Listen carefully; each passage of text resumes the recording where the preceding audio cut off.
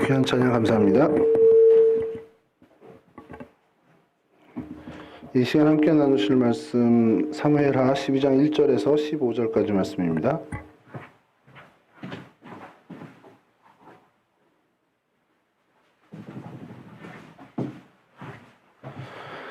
사무엘하 12장 1절에서 15절까지 저랑 한 절씩 교독하도록 하겠습니다. 여호와께서 나단을 다윗에게 보내시니 그가 다윗에게 가서 그에게 이르되 한 성읍에 두 사람이 있는데 한 사람은 부하고 한 사람은 가난하니 가난한 사람은 아무것도 없고 자기가 사서 기르는 작은 암양 새끼 한 마리뿐이라. 그 암양 새끼는 그와 그의 자식과 함께 자라며 그가 먹는 것을 먹으며 그의 잔으로 마시며 그의 품에 누움으로 그에게는 딸처럼 되었거늘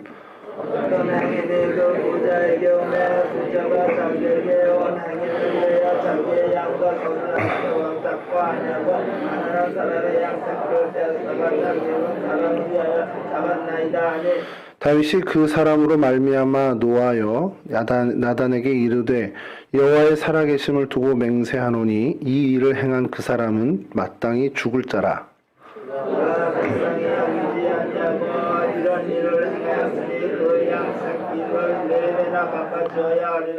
나단이 다윗에게 이르되 당신이 그 사람이라. 이스라엘의 하나님 여호와께서 이와 같이 이르시기를 내가 너를 이스라엘 왕으로 기름 붓기 위하여 너를 사울의 손에서 구원하고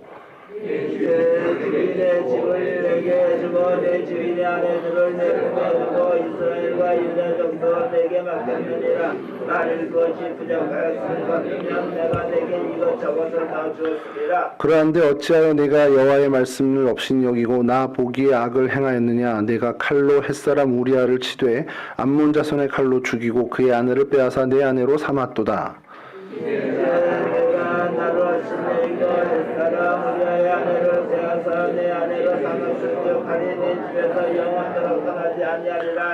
여호와께서 또 이와 같이 이르시기를 보라 내가 너와 내 집에 재앙을 일으키고 내가 내 눈앞에서 내 아내를 빼앗아 내 이웃들에게 주리니 그 사람들이 내 아내들과 더불어 백주에 동침하리라.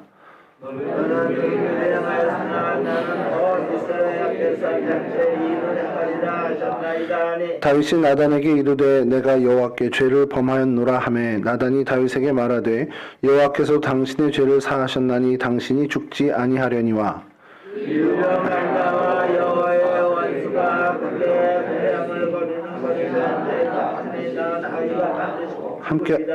함께 하시죠. 나단이 자기 집으로 돌아가니라. 우리아의 아내가 다윗에게 낳은 아이를 여호와께서 치심에 심히 앓는지라. 아멘. 예, 오늘 우리 다윗에 대해서 세 번째 시간을 갖게 됐습니다. 지난 시간 저희가 좀 살펴본 다윗의 모습을 좀 잠깐만 좀 언급하면요. 왕이 되기 전에 다윗의 모습은 하나님의 마음에 합한 사람이었다라는 게 가장 대표적인 모습이었고요. 하나님의 영에 감동되어서 혹독한 시련을 잘 견뎌낸 그리고 하나님의 마음으로 하나님의 시선으로 모든 것을 바라보고 하나님의 마음으로 백성을 하나님의 마음으로 사랑하는 그런 사람이었습니다. 왕이 된 이후에 우리 두 번째 시간에 살펴본 것이 왕이 된 이후에 인내하며 기다릴 줄 아는 사람인 그 다윗의 모습을 살펴봤고요. 나라와 백성을 어쩌면 그 마음 다해서 정말 사랑하는 사람, 그리고 나라를 하나님 중심으로 언약궤를 드리면서 하나님 중심으로 세우고자 애를 썼던 사람임을 저희가 좀 살펴보았습니다.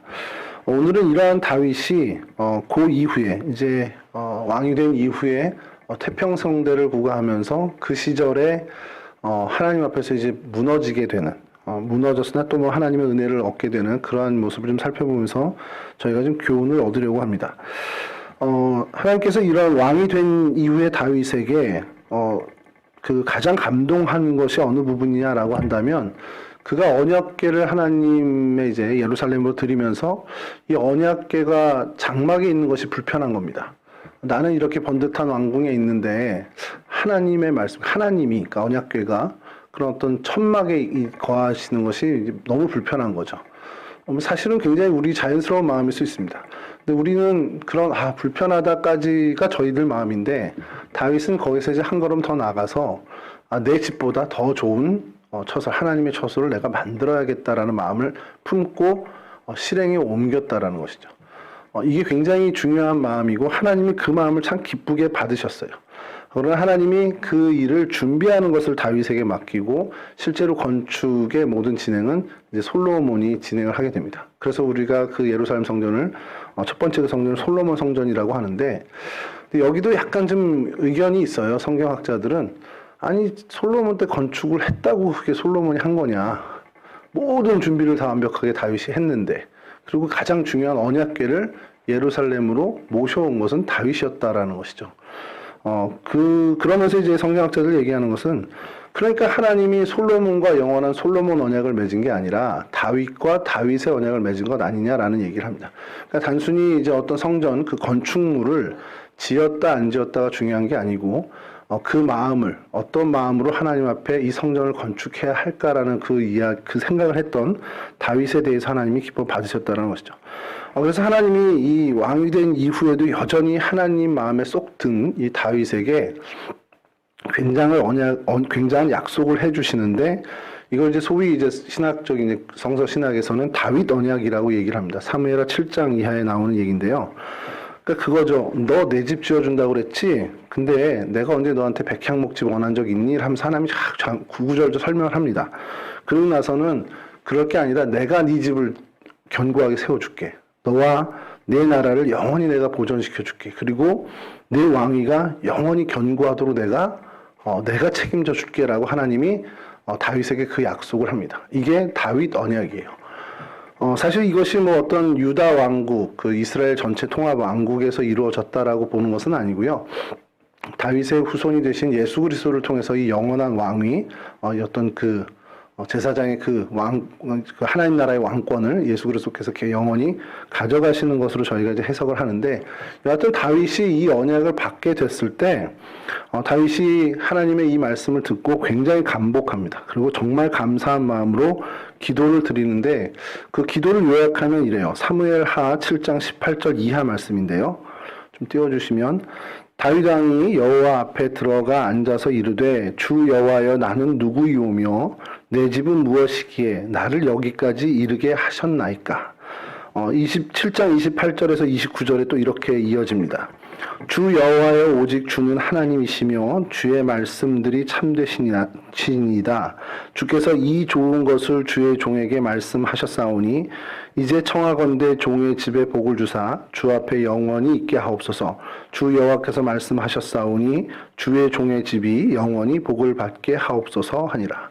그러니까 하나님이 이러한 견고히 네 집과 네 나라 그리고 너의 왕위를 영원히 견고하게 내가 책임져 주겠다라는 그 하나님의 말씀, 약속을 듣고 정말 감사의 기도를, 그 진심을 다한 감사의 기도를 하나님께 드리게 됩니다.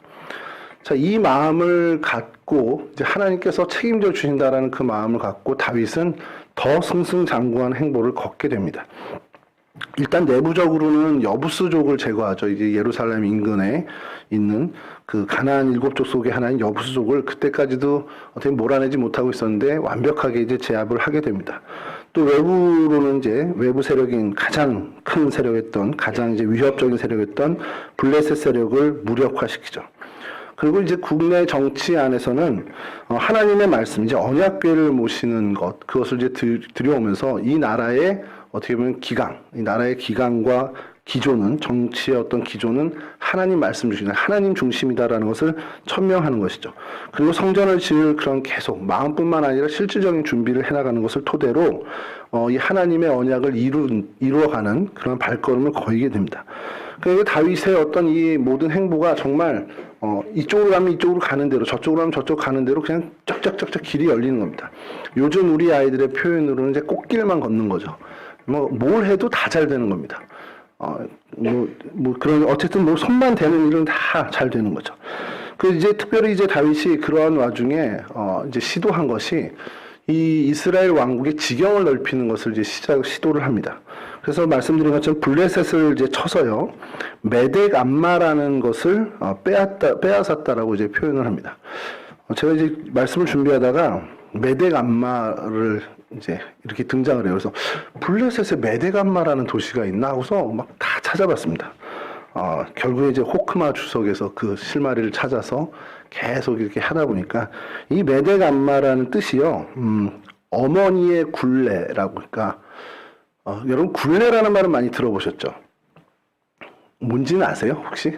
저는 본 적은 있지만 그게 굴레였는지 요번에 알았습니다만, 소의 이렇게 어깨쯤에 이렇게 크게 하는 게 멍에잖아요. 그리고 망태를 이렇게 씌우는데 그 사이에 이렇게 막 베베 꼬은 굵은 끈으로 이렇게 이은 거 있잖아요. 이제 그걸 굴레라고 하더라고요. 근데 이제 굴레가 그것을 이제 보통 명사로 그것을 지칭하는 것도 있지만 상당히 의미적으로 이렇게 뭐 책임지는 실타래 같이 정말 엉겨 있는 그런 책임, 이런 걸 이제 굴레라고 하는데, 그 엮여 있는 겁니다. 어떻게 끊을 수 없는, 좀 이어져서 어떻게 분리할 수 없는 그런 어떤 엮여 있는 걸 굴레라고 하는데, 어머니와 엮여 있다라는 뜻입니다. 그러니까 이제 어머니의 굴레라는 뜻을 갖고 있는 이 메덱암마. 그 메덱이 굴레고 암마가 엄마라는 뜻입니다. 우리랑 좀 발음 비슷한데요.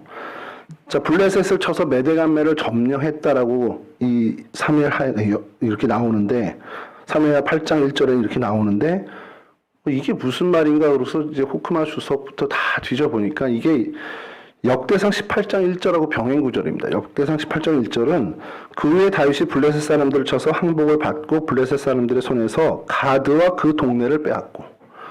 그러니까 메덱암마를 쳤다라고 이쪽에서는 얘기하는데 이쪽에서는 똑같은 사건을 가드와 그 동네의 성읍들을 다 쳤다 이렇게 하는 거죠.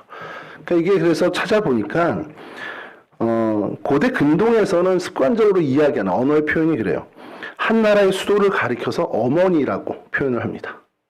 그리고 그 주변의 이제 성읍들을, 이제 소도시들이죠. 그것을 딸들이라고 기록을 하는데, 그럼 성경에도 이런 표현이 좀 있어야 되지 않겠냐 하고서 뒤져봤습니다. 여호수아 15장 45절에 그 마을들과 라고 하는 이제 우리 성경에는 그렇게 되어 있어요. 그 성읍과 그 마을들과 이제 여호수아가 막 정복해 나가는 그런 이야기를 하는데, 그 성읍들이라는 걸 지칭하는데, 그 성읍과 그 마을들과 할 때 이 마을들을 바트라는 단어로 사용을 하는데, 이 바트가 바로 딸이라는 표현입니다. 그러니까 히브리 말로는 그 성읍과 그 성읍의 딸들을 점령했다라고 하는데, 이 우리 표현으로는 도무지 이게 이해가 안 되니까 그냥 그 마을들이라고 이제 한글 표현을 한 거죠. 뭐 이제 다른 나라 성경 언어도 그렇게 이제 그 나라 문화에 바꿔 이야기했지만, 고대 근동의 언어적인 습관은 어머니 성을 치고 그리고 그 딸들의 성들을 쳤다라고 표현을 한다라는 겁니다. 그러니까 이제 블레셋을 다시 쳐서 메덱암마를 점령했다라는 이 다윗의 표현은 블레셋의 가장 핵심 도시인 이 가드를 쳤고 그의 이제 딸의 성들이라고 할 수 있는 가사라든지 에글론이라든지 이런 성들까지도 완벽하게 제압했다라는. 그러니까 이 한 줄이지만 이 한 줄이 갖는 의미가 굉장히 중요한 것이, 다윗이 그 사울 왕조 때 그렇게 괴롭힘을 당했던 블레셋을 아예 완전히 완벽하게, 뭐 더 좋은 표현이 없는지 모르겠는데 아주 그냥 확실하게 이제 블레셋을 제압했다라는 표현을 이제 하고 있는 겁니다. 이게 첫 시작이에요. 이게 하나님으로부터 다윗 언약을 받고 이 다윗이 시작을 한 그 어떻게 보면 지경을 넓히기 시작하는 첫 번째 행보가 이 블레셋을 완전히 제압하는 것으로 시작했습니다. 이게 영적으로도 굉장히 상징적인 의미인 것이, 그간 우리의 어떤 죄성을 계속해서 괴롭히고 우리를 어떻게 보면 고난으로 어떻게 보면 정말 힘겹게 하는 그 어둠의 세력을, 가장 핵심적인 세력을 완벽하게 제압했다라는 표현으로 해석을 한다라는 겁니다. 자, 그렇게 블레셋을 완벽하게 제압하고 또 모압을 쳐서 조공을 바치는 노예 국가로 삼습니다. 그리고 소바왕이라고 또 표현이 나오는데 8장에 계속해서 열거되는데요. 소바왕 하다데셀을 쳤다라는 표현이 나오는데, 이 소바왕은 아람 족속 중에 아람이라는 그 부족이 굉장히 이 소왕국이 많았던 시절입니다. 그래서 소바도 있고 하맛도 있고 이렇게 해서 하마당도 그 뒤에 나오는데, 이 소바왕 하다데셀을 치고요. 또 그것을 도우러 왔던 아람 군대를 또 치고, 그래서 아람 족속까지도, 그러니까 이제 오늘로 치면 시리아로 할 수 있죠. 시리아 국가를 다메섹 인근의 주변까지도 완전히 제압을 하게 됩니다. 그리고 그때 소바왕 하다데셀과 전쟁을 치르고 있던 하맛왕 도이라는 사람이 소바가 이제 망했네, 어부지리로 이제 자기가 승리를 얻게 되고 이제 어떻게 보면 살 길이 열린 거죠. 그래서 다윗에게 축하 사절을 보냅니다. 그 아들을 통해서 축하 사절을 보내는 그러한 모습. 그러니까 이 표현들, 이 사무엘하 8장 이야기를 하면서 강하게 눌러서 쳐야 될 민족은 치고 또 노예로 삼아서 조공을 받아야 되는 민족은 그렇게 삼고 그리고 뭔가 반기를 든다 그러면 확실하게 제압하고 또 그것에 대해서 축하를 하는 그런 어떤 동맹을 맺는 어떤 그런 모습의 왕들은 또 그대로 또 어떤 유한 관계를 맺는. 그러니까 이 다윗 왕의 그 어떤 그 정치나 이런 패권 국가로서의 나가는 그런 모습이 오늘날의 어떤 그 패권 국가의 모습과 전형적으로 비춰진다는 거죠. 동맹할 나라는 동맹하고 확실하게 눌러야 될 나라는 누르고 또 속국으로 삼아야 될 나라는 또 삼고 이런 식의 어떤 정말 다양한 어떻게 외교 정책 그리고 어떻게 보면 이런 것들을 완벽하게 해 나가는 것을 이 사무엘하 8장에서 계속 보여준다는 겁니다. 그리고 이제 거기에 에돔을 이제 마지막으로 쳐서 종으로 삼게 되는데 에돔의 어떤 이제 한 지류죠. 지류인 그 아말렉도 다시 치게 되고 그래서 아말렉으로부터도 많은 물건, 전리품을 얻게 됐다라고 이제 표현을 하게 됩니다. 그러니까 이 모습들이 다 뭐냐 그러면 다윗 언약 이후에 이 다윗의 행보가 진짜 하나님이 그렇게 약속하신 그대로 이쪽으로 가든 저쪽으로 가든 모든 것이 다 형통케 되고 다윗의 뜻대로 다 이루어지는 것을 보여주는 그런 어떤 성경의 모습이라는 겁니다. 그래서 사무엘하 8장 12절에서 13절을 이렇게 표현합니다. 곧 아람과 모압과 암몬 자손과 블레셋 사람과 아말렉에게서 얻은 것들과 소바왕 르굽의 아들 하닷에셀에게서 노력한 것과 같이 드리니라. 다윗이 소돔 골짜기에서 에돔 사람 18,000명을 쳐 죽이고 돌아와 명성을 떨치니라. 그러니까 이게 마지막으로 이렇게 요약을 하는 겁니다. 아람, 모압, 암몬, 블레셋, 아말렉, 이제 소바, 여기서 모든 어떤 그 전리품들, 그 모든 어떤 얻을 만한 것들을 다 얻게 되는 다윗의 모습. 그리고 마지막으로 에돔 사람 18,000명을 치면서, 돌아와서 명성을 얻게 되는. 그러니까, 아주 전 태평성대를 이루게 되는 이제 다윗 왕의 그런 어떤 그 나라의 행보를 보여준다라는 것이죠. 이것이 다윗 언약, 그러니까 왕이 된 이후에 하나님의 마음에 여전히 들고 그래서 하나님이 복을 약속한 그 언약 이후에 다윗이 보여주는 그런 모습이라는 겁니다. 그리고 그 뒤에 이게 어떤 외부적인 어떤 모습이라면 내부적으로 또 다윗이 좀 특이한 일을 하는 것이 어디를 가든지 이렇게 형통하게 된 이가 내부적으로는 좀 상식지에 안 맞는 일을 시작하는 게 그게 바로 요나단의 아들 무비보셋을 찾아서 무비보셋에게 사울의 어떤 무너졌던 모든 재산, 그러니까 이건 다시 지위를 복원시켜 주는 거나 마찬가지입니다. 그 왕자로서의 어떤 그런 모습을 가지고 있었던 것을 다시 회복시켜 주는데 사울의 모든 재산을 무비보셋에게 물려주고요. 또 한 걸음 더 나가서 왕이 앉는 그 상에 같이 앉아서 식사를 같이 할 수 있는 권한을 주게 됩니다.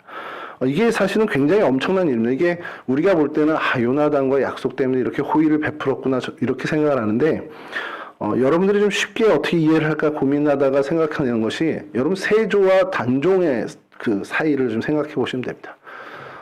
이제 세종이 승하하고 아들 문종이 이제 왕위를 얻었는데 병이 좀 깊이 들어서 그렇게 오래 통치를 못합니다. 그래서 어린 단종이 왕이 되죠. 근데 어리다 보니까 누구를 의지하겠습니까? 당연히 작은아버지를 의존하게 되죠. 그러다 보니까 이 수양대군이 많은 어떤 힘을 얻게 되고 또 우리 잘 아는 김종서 장군도 나오긴 하는데 그 힘이 계속 힘의 대결하다 결국에 수양대군이 앞서게 되고 단종을 폐위하면서 영월로 이렇게 뭐라 그러죠? 하여간 유배를 보내잖아요. 그냥 유배를 보내는데 그냥 그걸 놔두면 될 것 같잖아요. 저희 생각에는. 근데 세조가 굳이 나중에 이 단종을 사약을 내려서 죽입니다. 이유는 우린 잘 알죠. 후한을 없애기 위해서죠. 이게 왜냐면 어떻게 보면 적통이거든요. 문종의 아들이고 세종의 손자고 그러다 보니까 그가 어떤 사람들의 옹의를 받아서 왕권을 찬탈하게 된다면 굉장한 명분을 얻기 때문에 아예 그런 가능성 자체를 없애기 위해서 단종을 죽이게 됩니다. 여러분 그 관점에서 이 상황을 좀 본다면 조금 이해가 안 되는 거죠. 무비보셋은 어쨌든 사울 왕조의 적통입니다. 근데 그를 많은 것을 회복시켜 주는 거예요. 어떤 사람들이 우리 뭐 어느 시절이나 마찬가지지만 다윗 왕 시절에도 내부적으로 백성들 중에는 다윗에 대한 어떤 그 안 좋은 마음을 갖고 있는 사람, 그러면 안티 세력이 있었을 거라는 겁니다. 없을 수가 없겠죠. 뭐 베냐민 지파만 해도 그렇게 좋은 감정을 갖고 있지는 않았을 거라는 거예요. 그러니까 전 왕의 사울 왕의 적통을 잇는 이 무비보셋을 계속해서 뭔가 호의를 베풀고 길을 살려주는 것은 사실 어떤 정치적인 이 셈법에서는 맞지 않는 얘기입니다. 반대 세력에게 굉장히 좋은 기회를 줄 수 있는, 빌미를 줄 수 있는 것이 될 수 있는데 그런 요소가 충분히 있음에도 불구하고 다윗은 그것을 다 생각하지 않고 그것을 다 무시하고 요나단과의 한 약속 그거 하나만을 생각하고 무비보셋에게 굉장한 호의를 베푼다라는 겁니다. 사실 이게 다윗의 위대함의 또 하나라는 거죠. 시간이 지나서 결국엔 백성들이 다윗이 어떤 이런 정치적인 셈법에 민감한 사람이 아니라 신의를 지키는 의리 있는 사람이라는 것이 알려지게 되고 그리고 그 다윗의 덕망이 백성들에게 어떻게 보면 영향력을 주게 된다라는 것이죠. 뭐 그런 어떤 이 내부적으로 이러한 일들을 통해서 사실은 다윗 왕의 명성도 다시금 그러니까 전쟁을 통한 명성도 올라갔지만 이 무비보셋에게 호의를 베푸는 것으로 인해서 다윗은 또 내부적으로도 그 이름 그런 어떤 그 권위가 견고해졌다라는 것을 보게 된다라는 겁니다. 그러니까 내부적으로도 선정을 펼치는 왕의 모습을 갖추게 되고 외부적으로도 주변의 모든 나라들을 평정한 어떤 강한 왕국으로 이제 올라서게 됐죠. 이제 마지막으로 실질적인 남아있는 그 어떤 주변국에서 이제 마지막 정말 하나 남은 것이 암몬이었습니다. 그냥 이제 혼자 안 나가도 되고요. 그냥 장군 몇 명 보내서 제압하면 끝날 만한 정말 소소한 민족인 암몬이 하나 남은 그런 상황이 오늘 본문의 배경입니다.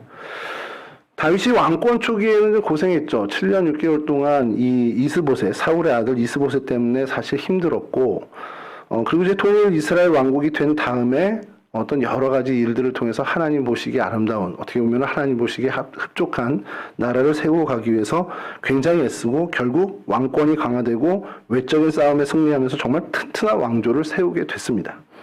말 그대로 이제 더 이상 부러울 것이 없게 됐는데 이걸 우리가 뭐 태평성대라고 얘기할 수 있겠죠. 정말 태평성대를 누리는 시점에 딱 오게 됐습니다. 이제 남은 건 말씀드린 것처럼 암몬과의 전투 하나인데 그 전투도 실질적으로도 요압에게 그냥 맡겨버려요. 그러니까 왕까지 나설 필요 없을 정도의 그 상대가 되지 않는 세력이기 때문에 요압에게 그냥 맡겼고 그게 별 문제가 되지 않았습니다. 자, 근데 이제 성경에서는 여기서 문제가 시작됩니다. 여러분 대개의 역사들을 보면요. 어떤 혼란한 정국 그리고 뭔가 위기감이 찾아오는 그런 때에 어떻게 보면 그 불안한 시국이죠. 불안한 시국에 좋은 리더십이 등장을 하게 되면 이 국력이 하나로 확 몰리게 됩니다. 뭔가 이렇게 힘이 하나로 확 뭉치게 되는 그런 역사적인 우리 패턴을 만약에 보게 되죠. 그러니까 오히려 위기라고 생각되는 그때에 훨씬 더 좋은 기회를 맞게 되는 민족이나 나라들을 우리가 많이 보게 되죠. 뭐 외세의 침략 앞에서 이건 외세의 침략은 굉장히 위기잖아요. 근데 그 외세의 침략 앞에서 모든 나라의 모든 민족이 정말 한마음 한뜻으로 힘을 모으는 그런 단결한 모습을 보여주는 이전에도 없었던 그 민족이 단합되는 모습을 보여주는 예를 우리는 많은 역사에서 찾아볼 수 있습니다. 근데 반대로 정말 평안한 정말 태평성대를 누릴 때에 뭐야 위험한 거 하나도 없는데 정말 위험 요소 하나도 없는데라고 하는 그 시절에 어이없게 무너져 나가는 그런 나라들, 그런 민족들을 우리는 역사에서 많이 발견하게 되죠. 그래서 그런 역사학자들 사이에서는 그런 얘기가 있답니다. 환란을 견디는 것은 쉬운데 번영을 견디는 것은 환란을 견디는 것보다 10배는 더 어렵다. 이런 얘기가 있대요. 역사학자들 사이에. 그러니까 그런 말이 있을 정도로 이 태평성대 평안한 시국, 걱정거리 하나 없는 뭐 경제적인 번영 이런 때가 훨씬 더 그 민족에겐 위기일 수 있다는 것을 역설적으로 얘기해 주는 겁니다. 대표적으로 로마 제국을 들 수가 있습니다. 여러분 로마 제국의 그 절정은 뭐 우리가 뭐 징기스칸에서 뭐 몽골 제국이 크다 이렇게 하는데 그거는 사실은 역사학자들은 동의를 안 합니다. 그러니까 가장 이 역사 이래 유사 이래 가장 강한 어떤 패권국을 가졌던 나라는 지금의 미국도 아니고요. 로마 제국을 이야기합니다. 그만큼 정말 모든 것의 정점에 있었던 그 로마 제국. 뭐 하나 걱정거리 하나도 없을 정말 뭐 군사력이면 군사력, 경제력이면 경제력, 문화면 문화 모든 것에서 전혀 독보적으로 앞서 나갔던, 정말 압도적으로 앞서 나갔던 그 제국이 어떻게 무너졌느냐? 외부 세력으로 무너진 것이 아니라는 겁니다. 결정적으로 무너진 건 내부의 문제로 인해서 무너졌는데, 쉽게 얘기해서 내부의 부패로 무너지게 됐다는 것이죠. 왜 내부의 부패가 생겼냐? 안주하고 편안해지니까 거기서부터 시작된 거라는 겁니다. 여러분, 그러니까 우리는 늘 깨어 있어야 하는 것이, 이게 어떤 한 국가의 흥망성쇠만에 있는 것이 아니라 우리 개인도 마찬가지라는 거죠. 우리 개인의 일상생활도, 그리고 우리 신앙적인 생활도 사실 이 원칙이 사실 적용된다라는 것이죠. 안주하고 편안해지기 시작하면 그냥 무너지는 것이 사람의 어떤 속성인 것처럼 개인의 생활에서도 그런 모습들을 우리 주변에서 많이 보게 됩니다. 아, 저 사람 이제 다 이뤘네. 아, 이제 저 정도 됐으면 이제 안심하고 편안히 살 일만 남았네 하는데 꼭 넘어지는 경우를 많이 보게 되죠. 그렇기 때문에 우리가 늘 깨어 있어야 하는 것이 중요한데, 이 다윗 왕국을 보면서 다시 한번 그것을 저희가 깨닫게 됩니다. 다윗 왕국으로 다시 돌아가서요. 우리가 잘 알듯이 하나님 마음에 합한 자였던 다윗, 그리고 하나님의 그 축복의 언약, 다윗 언약을 받을 만큼 하나님의 사랑을 정말 독보적으로 받았던 그 다윗. 어떤 전투에서도 승리했고요. 어떤 축복을 누렸던, 정말 모든 하나님이 이 땅에서 인간이 누릴 수 있는 그 축복을 다 누렸던 다윗이 이제 가장 편안하고 안전하게 여겨지는 이 태평성대의 시기에 자기도 모르게 유혹을 받아 범죄에 빠지게 됩니다. 여러분, 인류의 최초의 범죄 뭐죠? 가인이 아벨을 죽인 거 말고요. 그 전에 선악을 알게 하는 나무의 실과를 먹게 된 거죠. 여러분, 그게 어디서 이루어진 범죄입니까? 고난의 연속이야. 너무 힘들어. 더 이상 살기 힘들어. 이런 시절에 얻은 죄가 아니고요. 인간이 누릴 수 있는 최상의 낙원.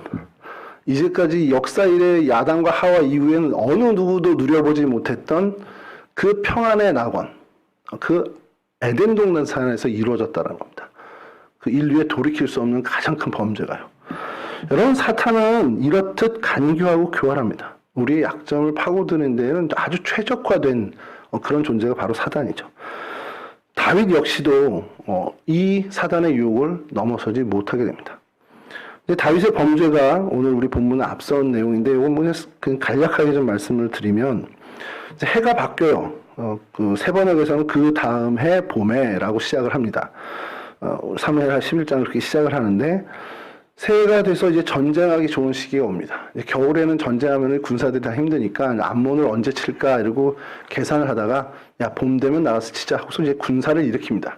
그리고 실제로 별거 아니기 때문에 암몬 정복을 위해서 왕이 출정하는 것이 아니라 그냥 요압을 출정시켜요. 그 정도로도 충분하니까. 자, 그렇게 총지휘관으로 이제 요압을 군사령관으로 내보내서 암몬을 치게 내놓고 자신은 궁에 머물게 되었습니다. 가장 평안한 시기, 이 태평성대 시간에 다른 군사들은 전쟁에 참여했지만 나는 왕궁에서 산책하듯이 이제 거니는 그런 다윗의 모습을 저희가 보게 되죠.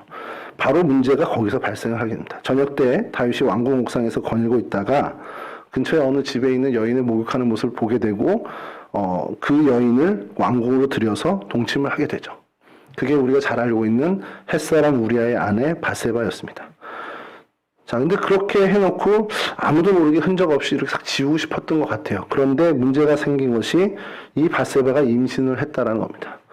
자, 이 소식을 듣고 다윗이 어쨌든 간에 좀 뭔가 회개하는 마음으로 이거를 좀 돌이켜야 되는데 머리를 또 쓰기 시작해요. 감쪽같이 속이기 위해서 전쟁터에 있는 남편 이 우리아를 궁으로 돌아오게 하고, 그리고 수고했다 칭찬하면서 바세바와 잠자리를 하게끔 유도를 합니다. 근데 이 햇사람 우리아는 굉장히 충직한 사람이에요. 동료들이 전쟁터에 있는데 자기가 어떻게 집에서 편하게 쉬겠냐라는 겁니다. 그래서 그날 왕궁을 경비하는 그 군 숙소에서 머물게 됩니다. 그 다음 날에는 다윗이 한술 더 계략을 펴서 술을 잔뜩 취하게 하고 집으로 보내려고 하는데 그것도 실패를 하게 돼요. 자, 다윗의 생각이 계속 어긋나게 됩니다. 그래서 다윗이 어떻게 계략을 세웁니까? 요압에게 편지를 씁니다. 우리아를 이제 다시 보낼 테니까 그가 전사하게끔 하라는 거죠. 자, 그리고 그 다윗의 지시대로 우리아는 전사를 하게 됩니다. 그리고 이제 남편을 잃게 된 바세바를 데려다가 자기 아내로 삼게 되죠. 이것이 다윗이 행한 다윗 스스로의 생각엔 완벽한 범죄를 이뤄냈습니다. 자, 근데 이게 그는 완벽하다 생각했는지 모르지만 하나님은 이것을 악하디 악한 행동으로 보셨어요. 다윗의 범죄를 요약하면 이렇습니다. 안일하고 평안한 그 시대, 안일한 마음으로 시작된 그 게으름, 그것으로 인해서 그 마음에 뭔가 보암직한 것을 보아서 탐심이 생기게 됩니다. 밧세바를 보고 탐욕이 생겼습니다. 그리고 간음을 했고 이후 우리아를 속였고 결국 우리아를 살해하게 됩니다. 그러니까 안일함에서 시작된 것이 탐심으로 이어지고 탐심이 간음으로 이어지고 간음이 속임으로 이어지고 거짓으로 이어지고 그리고 그 거짓이 살인으로 이어지는 범죄가 벌써 몇 가지입니까? 계속해서 이어지는 그 범죄를 저지르게 되죠. 다윗의 이 안일함에서 시작된 이 중차대한 범죄, 이것을 우리가 좀 생각하면 편안하다, 안전하다, 야 이거 하나님이 주신 평안인가? 이렇게 생각하고 있을 때 우리는 더 깨어서 하나님을 더 바라봐야 한다는 거죠. 오늘 우리 함께 찬양한 것처럼 그럴 때 더더욱 하나님을 바라보는 저희가 되어야 한다는 겁니다. 그래서 우리는 늘 생각하죠. 우리 사도 바울의 이야기처럼 고린도전서 10장 12절 말씀입니다. 그런즉 선줄로 생각하는 자는 넘어질까 조심하라. 이 말씀을 예전에 제가 읽을 때는 선적이 있어야지 내가 뭐 넘어질 걸 조심하지. 서본 적도 없는데 아직도 기고 있는데 이런 생각을 했는데 이게 어떤 우리 사회적인 지위나 어떤 모습 이런 게 아니라 갖춰진 게 아니라 우리 마음에 뭔가가 자신감이 생겼을 때 항상 조심해야 됩니다. 이 정도는 이거 설교 때 이거 설교 부분을 준비하면서 말씀을 드릴까 말까 하다가 세준이가 오면 하려고 그랬는데 안 와서 그냥 말아야 되는데 그래도 또 이제 준비한 거니까 성경 시험을 이제 2학년에 3학년 올라갈 때 시험을 본 적이 있습니다.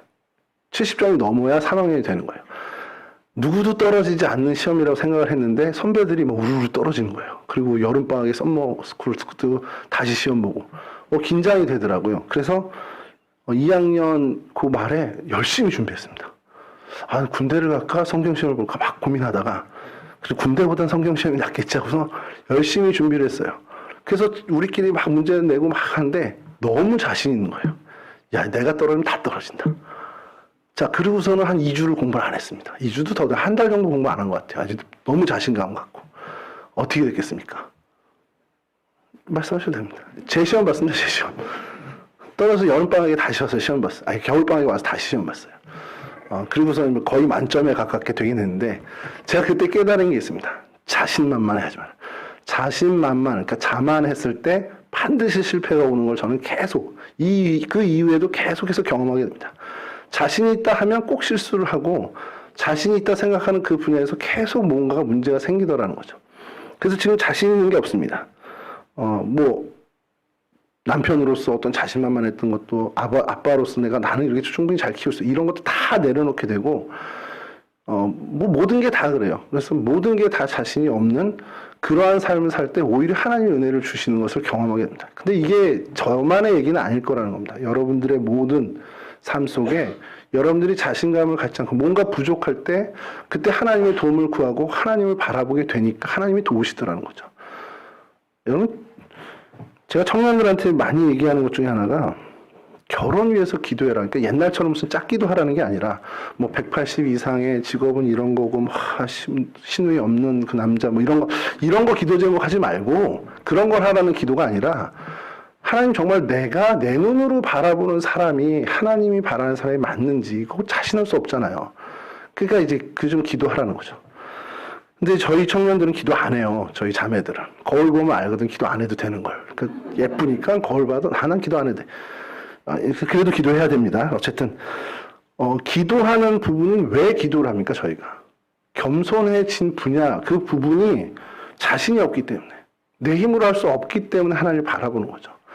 사실 이 태평성대를 구가하던 이 다윗은 그때 더 하나님을 바라봤어야 되죠. 이렇게 다 이뤘으니까 모든 게 자신만만했던 그런 안일함에서 이 범죄가 시작됐다는 겁니다. 자, 그래도 하나님의 은혜는 다윗을 떠나지 않습니다. 나단을 보내서 이 다윗에게 죄를 깨닫게 하시죠. 여러분, 이 죄를 깨닫게 하는 은혜가 어마어마한 은혜입니다. 다윗이요 나단을 안 만났으면, 나단을 하나님 보내지 않았다면 다윗은 그렇게 이거 성공한 건가 보다 하고 살면서 그냥 죄를 먹고 마시며 죽는 인생, 우리가 이제 하나 기억할 필요 없는 그런 인생으로 몇천 년 전 그때 그냥 중동의 그 지방에서 사라진 그냥 한 왕으로 우리는 기억할 수밖에 없습니다. 근데 하나님이 그 죄를 깨닫게 하시는 은혜를 주셨어요. 나단이 가서 책망하죠. 오늘 본문의 이야기입니다. 부자와 가난한 사람이 한 성읍에 있었는데 이 부자 녀석이 못돼 먹게 지 거는 다 아끼고 한 마리밖에 없는 가난한 사람 양을 가져다가 손님을 대접했대요. 근데 이 다윗이 어떻게 그 마음을 표현합니까? 그놈 당장 죽일 놈이라고, 죽어야 마땅한 놈이라고 이렇게 합니다. 그래서 뭐라고 얘기합니까? 이 일을 했으니까 4배나 갚아줘야 된다 하고서 판결까지 내립니다. 그래서 새벽에 이 부분을 설교를 한번 했는데 선교사님이 왜 4배야? 저한테 물으시더라고요. 그래서 글쎄요. 그랬더니 삭개오도 4배를, 토색한 거 4배를 돌려주는데 왜 4배야? 그래서 숙제를 주셨어요. 그래서 그날 숙제를 했습니다. 근데 말씀을 못 드렸어요. 사무엘하 12장 6절에 그가 불쌍히 여기지 아니하고 이런 일을 행하였으니 그 양 새끼를 4배나 갚아주어야 하리라 한지라. 4배를 이야기합니다. 누가복음 19장 8절입니다. 삭개오가 서서 주께 여짜오되 주여 보시옵소서 내 소유의 절반을 가난한 자들에게 주겠사오며 만일 누구의 것을 속여 빼앗을 일이 있으면 4갑절이나 갚겠나이다. 4배를 얘기합니다. 왜 이 다윗도 4배를 얘기하고 삭개오 4배를 얘기했을까요? 출애굽기 22장 1절입니다. 사람이 소나 양을 도둑질하여 잡거나 팔면 그는 소 1마리에 소 5마리로 갚고 양 1마리에 양 4마리로 갚을지니라. 소는 5배, 양은 4배로 갚아야 되는 게 이스라엘의 배상법입니다. 물론 우리가 이 배상법 말고 레위기와 신명기에 있는 배상법 잘 알죠? 눈에는 눈으로, 이에는 이로. 이게 여러분 보복법이 아닙니다. 우리가 좀 다시 좀 생각해야 되는 게 너 나 눈 때렸어? 너 눈 맞아. 이게 아니고, 이 보복법이 아니고요. 내가 저 사람의 눈을 상하게 했으면 내 눈으로 갚고 저 사람의 팔을 상하게 했으면 내 팔로. 그러니까 동해보상법이라고 얘기를 해요. 그러니까 보복을 하는 게 내가 피해받은 것만큼 저 사람 걸 뺏는 게 아니라 반대입니다.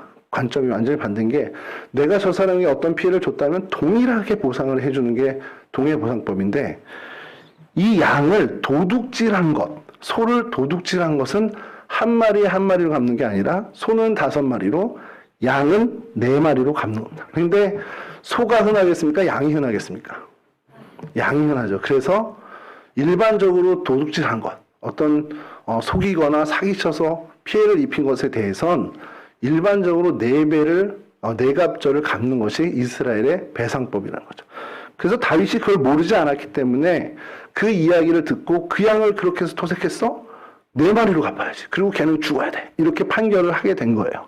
삭개오도 마찬가지고요. 해답이 됐습니까, 선생님? 어쨌든 이렇게 4배 보상을 얘기하면서 이야기할 때 나단이 뭐라 그럽니까? 그 마땅히 죽어야 되고 4배로 갚아야 될 그놈이 바로 너야. 자, 여기 이쯤 되면 나단은 목숨 걸고 얘기한 겁니다. 왕 앞에 가서 이 범죄자가 이 죽어 마땅할 이 양아치 이렇게 표현하는 거죠. 이런 아치 같은 자가 당신이야 라고 왕 앞에서 얘기를 한 건 목숨 내놓은 거예요. 여느 왕 같으면 우리 잘 알고 있는 아하수에로 왕 같은 사람이 있었다면 당장 이렇게 목을 참수해서 걸었겠지만 다윗의 위대함이 여기 있습니다. 그 얘기에 뭐라고 합니까? 13절입니다. 다윗이 나단에게 이르되 내가 여호와께 죄를 범하였노라. 여러분, 그의 참회가 되게 간단하게 표현이 됐죠, 오늘 본문엔. 근데 그의 참회가 절절한, 정말 그 통회하는 심령이 절절하게 드러난 성경이 있습니다. 시편 51편 1절에서 3절을 좀 읽어드리겠습니다. 하나님이여 주의 인자를 따라 내게 은혜를 베푸시며 주의 많은 긍휼을 따라 내 죄악을 지워주소서. 나의 죄악을 말갛게 씻으시며 나의 죄를 깨끗이 제하소서. 물은 나는 내 죄과를 아우니 내 죄가 항상 내 앞에 있나이다. 다 읽진 않겠습니다. 10절이 이렇습니다. 하나님이여 내 속에 정한 마음을 창조하시고 내 안에 정직한 영을 새롭게 하소서. 나를 주 앞에서 쫓아내지 마시며 주의 성령을 내게서 거두지 마옵소서. 17절에는 또 이렇게 합니다. 하나님께서 구하시는 제사는 상한 심령이라. 하나님이여 상하고 통회하는 마음을 주께서 멸시하지 아니하시리이다. 하나님의 은혜를, 하나님의 그 어떤 그 긍휼을 구하는 정말 참회의 기도를 드리고 있습니다. 이 시편 51편의 표제어가 이렇게 되어 있습니다. 다윗의 시, 인도자를 따라 부른 노래, 그리고 그 뒤가 이렇습니다. 다윗이 밧세바와 동침한 후 선지자 나단이 그에게 왔을 때. 다윗은 이 정말 참회, 정말 눈물을 뿌려 회개하는 그 기도, 정말 진심으로 상하고 통회하는 마음으로 하나님께 기도하죠. 나를 용서하소서, 성령을 거두지 마소서, 내 안에 정한 마음과 정직한 영을 새롭게 하여 주옵소서. 이게 정말 다윗의 진정한 마음입니다. 나단이 그렇게 왕 앞에 나와서 너 죽을 사람이야 라고 얘기했을 때 이러한 회개를 할 수 있는 그 사람이 바로 다윗이었다라는 겁니다. 여러분, 이 시편 표제어를 누가 붙였는지 모르겠어요. 다윗은 두고두고 괴롭힘을 당합니다. 밧세바와 동침한 후에 나단이 앞에 왔을 때 지은 시야라고 아예 제목을 붙여버리니 다윗은 숨길 수도 없어요. 이제는요. 그냥 온 천하의 그 후손, 주님 오실 때까지 성경에 있는 모든 이들은 다 아는 거죠. 그런 어떤 이 회개, 참회가 그에게 있었습니다. 사울과 비교되는 가장 중요한 대목이죠. 어느 분이 그 얘기를 해서 제가 마음에 새기게 된 얘기가 하나 있는데, 여러분, 사탄이 능력이 많잖아요. 우리 막 이렇게 뭐 정죄하고 우리를 막 이렇게 하고 유혹하고 하는데 사탄이 못하는 게 하나 있대요. 그래서 축구를 못하나? 야구를 못하나? 이 생각을 했는데 그게 아니고 뭘 못할 것 같습니까? 잠깐만 생각하는 시간. 사탄이 절대 할 수 없는 거. 어우, 감사합니다. 원사님. 사탄이 절대 할 수 없는 일은 회개라는 거예요. 우리가 나은 게 있어요. 사탄보다. 우리는 회개할 수 있으니까. 여러분, 우리가 하나님 앞에 회개할 일이 있으면 정말 회개해야 됩니다. 이게 우리에게 주신 은사잖아요. 하나님이 알게 하신 게 얼마나 큰 은혜입니까? 모르고 지나가면 그냥 끝이죠. 모르고 지나가면 멸망당할 인생인데 하나님이 알게 해주셔요. 우리 주변에 뭐 나단, 뭐 사람이 아닐지라도 나단과 같은 역할을 하는 그런 모든 그 일들을 통해서 우리로 깨닫게 해주시는 이 은혜를 우리는 누리는 사람입니다. 그 은혜를 얻었을 때 우리는 어떻게 해야 되냐? 다윗처럼 이렇게 자복하고 하나님 앞에 참회하고 성령 하나님의 능력을 구하고 더 하나님을 바라봐야 한다는 것이죠. 여러분, 우리는 성경의 표현처럼 돼지가 누웠던 곳으로 다시 가서 눕고 개가 토한 것을 다시 먹는 것처럼 우리는 그런 굴레에 빠진 사람들이에요. 사실 그런 존재입니다. 근데 우리가 거기서 벗어날 수 있는 것은 하나님이 주신 은혜, 하나님이 주시는 회개의 영이 있기 때문이라는 것이죠. 그래서 우리가 그 죄를 정말 하나님께서 도말해 주시는, 성경의 표현처럼 도말해 주시는 은혜를 얻게 된다는 겁니다. 회개를 할 때에. 이 회개의 삶을 우리가 살아야 된다는 거죠. 자, 이것으로 오늘 말씀 사실 끝입니다만 우리가 하나 잠깐 좀 생각해야 되는 것이, 자, 하나님 앞에 회개했어. 그럼 이제 모든 걸 하나님이 용서해줬고, 나단도 그러잖아요. 당신 하나님이 죽이지 않을 거야. 용서해주는 용서의 선을 해줍니다. 그러면 그게 다 끝일까요? 근데 우리가 정말 두렵고 떨리게 여겨야 되는 것은 죄의 용서는 죄의 용서고요. 이 죄에 대한, 그 죄로 인한 여파가 생기는 그 하나님의 징벌은, 그 징계는 여전히 남아있다는 겁니다. 나단이 뭐라고 합니까? 칼이 당신 집에서 영원히 떠나지 않을 거야. 당신 앞에서 그 아내를, 당신 눈앞에서 아내를 뺏길 거고, 그들이, 당신은 은밀하게 했지만 백주 대낮에 동침하는 일을 네가 당할 거야. 그리고 당신의 그 아이는 반드시 죽을 거야. 이 일이 고스란히 이어지잖아요. 여러분, 그리고 더 무서운 것은요, 밧세바가 낳은 아이가 죽었고, 또 암논이 다말을 강간해가지고 압살롬이 또 암논을 죽이고, 또 암논이 반란이 이런 역사들을 잘 아니까 좀 생략하고요. 근데 제가 굉장히 이게 좀 무서웠던 것이 뭐냐면, 다윗의 이 가늠하는, 밧세바가 가늠하는 그 죄악의 그 정신이라고 해야 되나요? 그냥 우리 흔한 말로 스피릿이 암논에게 그대로 이어진다는 겁니다. 그래서 암논이 다말을 그렇게 가늠해요. 연모해서가 아니라 범하고 나서는 바로 버려버립니다. 그리고 그 햇사람 우리아를 교묘하게 속여서 죽이게 된 그 다윗의 그 정신이 압살롬에게 이어져서 압살롬이 양털 깎는 날 형제들을 다 초청해서 암논을 죽여버립니다. 속여서 초청한 다음에. 그 어떤 교활한 것도 그 정신이 이어지지만 그 살인의 어떤 죄도 이어진다는 것이죠. 굉장히 읽을수록 너무너무 이게 좀 소름 끼치게 정말 무섭다라는 생각이 드는 것이, 나 앞으로 정말 잘 살아야겠구나라는 것을 이 본문을 새벽에도 한번 설교를 했지만 다윗을 준비하면서 다시 보면서 이게 섬뜩해지는 겁니다. 아, 내가 정말 하나님 앞에서 반듯하게 정말 잘 살아야 되겠구나. 그러면서 생각한 것이, 그럼 다윗이 어디서부터 그렇게 출발을 시작한 거지? 다윗의 이 범죄가 그 처음 시작은 뭐지? 어디서부터 시작됐지? 그것은 그의 안일함에서부터 시작됐다는 겁니다. 모든 것이 당연한, 정말 그 안일함에서 시작됐다는 걸 우리가 기억해야 한다는 거죠. 사실 오늘 말씀은 이게 좀 핵심입니다. 내가 지금 있는 이 자리, 그리고 내가 이쯤이면 됐다 하는 그때가 가장 위험하다는 거예요. 그리고 하나님 주신 은혜, 그냥 당연한 것으로 여기는 그 마음이 참 우리 가운데는 참 어렵게 우리를 만드는 마음의 시작이 될 수 있다는 것을 우리가 기억하고, 정말 하나님 앞에서 우리의 상황이 어떻게 되든, 우리의 상황이 고난 중에 있던 아니면 정말 평안 가운데 있던, 그것에 영향받지 않고 하나님을 일관되게 정말 꾸준하게 한결같이 하나님을 바라보는 그러한 신앙의 자세를 저희가 가져야 한다는 것이죠. 다윗은 비록 실패했지만 우리는 그 부분에 있어서 다윗을 반면교사 삼아서 우리는 그것만큼은 정말 승리를 갖는 그러한 인생이 되어야 한다는 겁니다. 물론 이제 이 징벌을 통해서 다윗을 한층 더 성숙시켜준 하나님의 은혜도 있습니다. 근데 바라는 것은 어떤 죄의 결과로 인한 징벌로 우리가 성숙하는 것보다는, 그렇게 성숙해도 나쁜 건 아니겠지만, 그래도 그거보다는 그런 징벌 없이, 죄와의 연관 없이, 징벌 없이 그냥 늘 하나님을 바라보면서 천천히 티 안 나게 성장해가는 저희들이 좀 되었으면 좋겠다는 생각을 합니다. 제 소망이 그렇고요.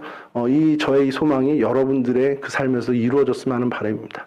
죄와는 정말 정말 연관 짓지 않는 그러한 삶으로 하나님께 영광 돌리시고, 우리의 형편이 좋으나 나쁘나 눈이 오나 비가 오나 해가 내리치나 어떠한 상황에도 영향받지 않고 한결같이 늘 동일하게 하나님을 바라는 그러한 하나님의 백성의 삶을 사시는 저와 여러분들이 되실 수 있기를 주님의 이름으로 간절히 축원합니다.